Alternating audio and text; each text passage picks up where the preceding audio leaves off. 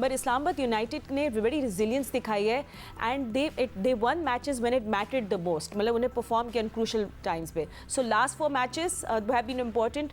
Anyway we'll take a news break, फिर आपको दोबारा मिलते हैं. Stay with us.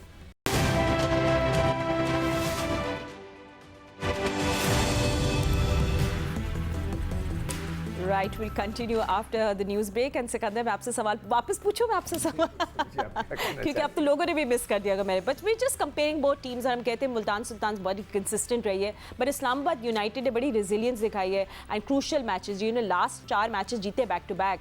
I mean they really unstoppable and unplayable now. देखो, जो इस्लामाबाद का तो मुझे समझ भी नहीं आ रहा. कल शादाब कह रहे थे कि जी इमाद को फ़ौरन पाकिस्तान टीम में आ जाना चाहिए. भाई, एक आदमी छोड़ के चला गया, उसको रहने दें. आपने रिटायरमेंट वापस लेना चाहिए. मतलब है कि खुद छोड़ के गए ना पाकिस्तान को. दूसरी चीज़ ये कि आपने खुद उनको 8वें नंबर पे, मैं भी देख रहा था लास्ट मुल्तान के मैच में, आपने उनको 8वें नंबर पे भेजा. कभी आप उनको 7वें नंबर पे भेजते हैं, कभी उनको 6ठे नंबर पे भेजते हैं. पिछले मैच में उनको मौका मिल गया और उनके 10 मैचों में सिर्फ 48 रन थे. 48. पिछला मैच में उन्होंने जो 50 किया है, 59, जिसकी वजह से उनके स्कोर थोड़ा सा बढ़ गया. वरना तो उनको आपने खुद ही मौका नहीं दिया, कहीं ही उनसे आपने 4 ओवर नहीं कराए. Isn't it correct कि जब उनको अपॉर्चुनिटी दी जहां करने के, उन्हें परफॉर्म करके दिखाया, दैट्स व्हाट मैटर्स. नहीं, मगर फातिमा, पाकिस्तान टीम में 10 मैच मिलेंगे आपको कि 10 मैच में आपके सिर्फ 48 रन हो, कोई भी नहीं देगा आपको मौका. पाकिस्तान टीम में तो आपको फ़ौरन कंसिस्टेंट होना चाहिए, परफॉर्मेंस देनी चाहिए. आप ये नहीं हो सकता. ये तो एक लीग मैचेस थे जिसमें आपको 8 मैचेस में मिले. तो उनके यहाँ जो है, एक उनके जो कोच हैं वो काफ़ी, माइकल हैसन जो है, माइक हैसन, वो बहुत मतलब है कि सुना है कि एक्सपीरियंस्ड हैं और सब कुछ है उनका. और वो भी कुछ डेटा के बारे में कह रहे थे कि हर एक को डेटा नहीं बताया जाता, कुछ को बताया जाता है, कुछ को नहीं बताया जाता. और दूसरी तरफ मुल्तान की तरफ चले जाएं तो वहाँ ख़वातीन बॉलिंग कोचेज़ हैं जो कि काफ़ी अच्छा, मैं समझता हूँ बॉलिंग डूइंग वेरी वेल. ठीक है, अभी हम आएंगे मुल्तान सुल्तान पे भी. एंड वन थिंग रज़ा कहते हैं कि मुल्तान सुल्तान की है कि वो लोग बड़े कंसिस्टेंट रहे हैं और इस्लामाबाद यूनाइटेड ऑफ कोर्स एक सही टाइम पे क्लिक किया है. सो ये दोनों टीम्स के कैप्टन्स को भी हम कंपेयर करें तो you know it gets very difficult to choose one team, क्योंकि एक तरफ आपके पास रिजवान है जो has been too good with the bat and as a captain, और शादाब ने भी अब सही टाइम पे क्लिक कर लिया, वो लीड करें अपनी टीम को. अच्छा, डेफिनेटली फातिमा, देखें जब मैच जीते हैं तो ये चीज़ें फिर बाहर आती हैं और जब हारते हैं तो फिर सारा ब्लेम कैप्टन पे आता है. अब इमाद को और हैदर अली को कप्तान ने तो कुछ नहीं बताया होगा, ये उनकी अपनी एबिलिटी है, उनका अपना कॉन्फिडेंस था और एक्सपीरियंस उन्होंने यूज़ किया और जिस तरह की उन्होंने फिनिश किया है, मैं समझता राइट टाइम पे जहाँ ज़रूरत थी. और यही बात होती है, जो एक्सपीरियंस प्लेयर होते हैं अगर उनको कॉन्फिडेंस दिया जाए कहीं ना कहीं तो वो फिर परफॉर्म करते ही करते हैं. और इमाद की बात कर रहे थे, इमाद देखिए अगर बैटिंग में कुछ नहीं करता तो बॉलिंग में उसने बड़ी अच्छी परफॉर्मेंस दी है. बेशक उसने कम विकेटें ली हैं पर इतना ज़्यादा रन नहीं दिए उसने, थ्रू आउट देखा जाए तो बड़ा अच्छा उसको यूटिलाइज किया गया. उसने राइट टाइम पे परफॉर्म करके अब ये है कि उसने अपने 2-3 साल जो है स्क्वेयर कर लिए हैं कि अब वो बिल्कुल ही अगले मैचों में भी परफॉर्म करेगा इंशाल्लाह. एंड यू नो अब कायनात, आई थिंक सुल्तान जमात की बात अपनी तरफ, हमने पूरी टीम को अभी हम लोग बात करेंगे, but Sultan you know have been consistent. अब बहुत मुश्किल है उनको भी हराना, बट अगर एक टीम है जो उनको हरा सकती है और टफ टाइम दे सकती है, that is actually Islamabad United. So it is going to be a good contest, ये तो हमें पता है.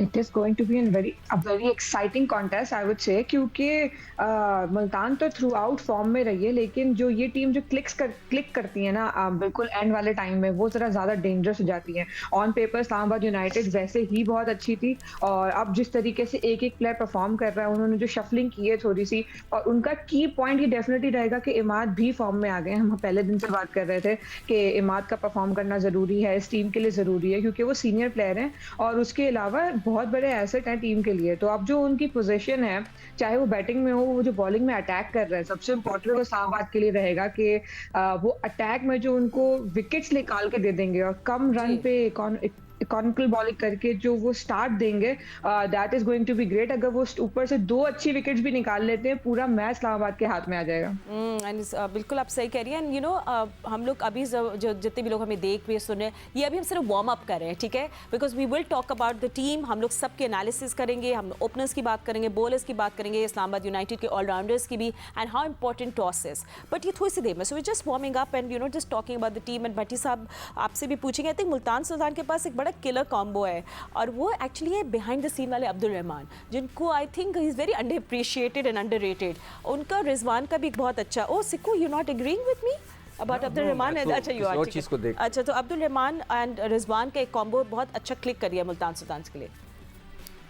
देखिए, मेरे ख्याल में कोई भी टीम जो है वो ये टीम गेम है, सिंगल हैंडेडली किसी एक को क्रेडिट देना तो मुश्किल है। मेरे ख्याल में रिजवान जिस तरह एज ए कैप्टन फ्रंट से लीड कर रहे हैं, जहां आप देखें ओपनिंग स्टैंड अच्छा है मुल्तान को, वहां मुल्तान की टीम फिर उसको रोकना मुश्किल हो जाता है। फिर जिस प्लेयर ने फर्क डाला है फातिमा इस मुल्तान सुल्तान की कैंपेन में कि आज वो फाइनल खेल रही है, वो है उस्मान खान। अब थोड़ी देर पहले हमारे जियो न्यूज के डेस्क वाले ही पूछ रहे थे कि जो कैंप के लिए लड़के अनाउंस हो रहे हैं, क्या उस्मान खान उनमें प्रोबेबल्स में शामिल होंगे? तो मेरा वही सवाल है जो भी सिक्कू भाई कह रहे थे कि इमाद ने तो रिटायरमेंट अनाउंस कर दी, लेकिन उस्मान खान इस वक्त यूएई की तरफ से क्वालिफाई कर चुके हैं। मेरा नहीं ख्याल वो पाकिस्तान के कैंप में उनको बुलाया जाएगा। पाकिस्तान के कैंप में उस वक्त बुलाया जाएगा जब वो पाकिस्तान में आए, नेशनल T20 खेले, पता तो चले कि हमारे सीजन में वो किस तरह परफॉर्म करते हैं। PSL की परफॉर्मेंस पर नेशनल टीम में किसी को सिलेक्ट करना ये मेरे ख्याल में मुश्किल है। तो रिजवान और उस्मान खान, इनकी परफॉर्मेंस आज भी मेरे ख्याल में मैटर करेगी। अगर ये परफॉर्म कर गए तो फिर मुल्तान सुल्तान्स को रोकना मुश्किल होगा। और ऑफ कोर्स जो लेट ज्वाइन किया है जॉनसन चार्ल्स और क्रिस जॉर्डन, उनका भी उनके कैमियोज पे भी क्रेडिट जाता है। Sikku let's us come to bowling. I mean जो स्टैंड आउट बॉलर है मुल्तान सुल्तान्स के लिए, आपको पता है वो उसामा मीर है, and he could be a poster boy to how somebody worked on himself. आपको पता है उनका इंटरनेशनली इतना अच्छा नहीं रहा था, you know, his debut and everything, but he worked on himself. अभी बड़े consistent है, we see the line and length, and you know, एक मयार देखने को मिल रहा है, कहते हैं ना quality and standard. So he is just also very very good for Multan Sultan. भी बड़ी अच्छी बात की है भट्टी साहब ने कि जी अब क्या PSL से ही लोगों को सेलेक्ट करें। अगर हम पाकिस्तान टीम की बात करते हैं तो उसामा ने बिल्कुल अच्छी बॉलिंग नहीं की, किसी ने उनके हाथ नहीं रोके हुए थे। यहाँ पे वो उन्होंने बहुत ही आउटस्टैंडिंग बॉलिंग कर दी है, 23 आउट कर दिए हैं, 11 मैचेस में उनके 23 आउट हैं। मगर उनको जो है दूसरा कोई स्पिनर नहीं है उनके पास। जो इफ्तिखार है, उन्होंने 11 मैचों में एक भी खिलाड़ी आउट नहीं किया, और उनको बॉलिंग भी नहीं कराई। पिछले मैच में थोड़ा सा रिजवान ने उनको कराई, मैं हैरान हूँ क्यों नहीं कराया। खुश दिल से उन्होंने शुरू में गेंद की, उन्होंने सिर्फ 2 आउट किए 9 मैचों में, और उनके पास स्पिनर है ही नहीं। ये एक थोड़ा सा, अगर पाकिस्तान में, मैं हमेशा कहता हूँ कि सब कॉन्टिनेंट में स्पिनर्स तगड़े होने चाहिए। इसके कंपेयर करेंगे, अगर आप उनके पास इमाद है, ठीक है ना, आगा अच्छी गेंद करता है, तो शादाब खुद है। नहीं, मैं I am talking about spinners. Shadab खुद है, आगा भी है, उसने शायद 2 ऑलराउंडर्स। मैं स्पिनर्स की बात कर रहा हूँ। तो स्पिनर्स जो है थोड़े इस्लामाबाद की तरफ तगड़े हैं, और अगर कंपेयर करें उनकी तरफ अगर आप आ जाए तो उनकी बॉलिंग के अंदर, मगर जैसे फास्ट बॉलर्स हैं तो फिर मोहम्मद अली ने बड़ी अच्छी बॉलिंग कराई हुई है, अब्बास है, दिल्ली है। तो ठीक है रज़ाक, आप भी थोड़ी दोनों बॉलिंग को डिफरेंस अगर हम लोग कंपेयर करें, सो डू यू थिंक कि Multan Islamabad United looks better in the bowling department? Definitely team का बड़ा इम्पैक्ट पड़ता है, और जब आपके बैट्समैन परफॉर्म कर रहे हो तो जो बैट्समैन और जो बॉलर्स हैं उनको कॉन्फिडेंस काफ़ी मिलता है। और अगर उसामा मीर किसी और टीम में खेल रहे होते, जैसे कराची है या लाहौर है या फिर कोई पेशावर की टीम है, तो इतना ज़्यादा इम्पैक्ट ना डाल सकते। पर ये जो टीम कॉम्बिनेशन होता है, कॉन्फिडेंस होता है, ये आपको बूस्ट करता है।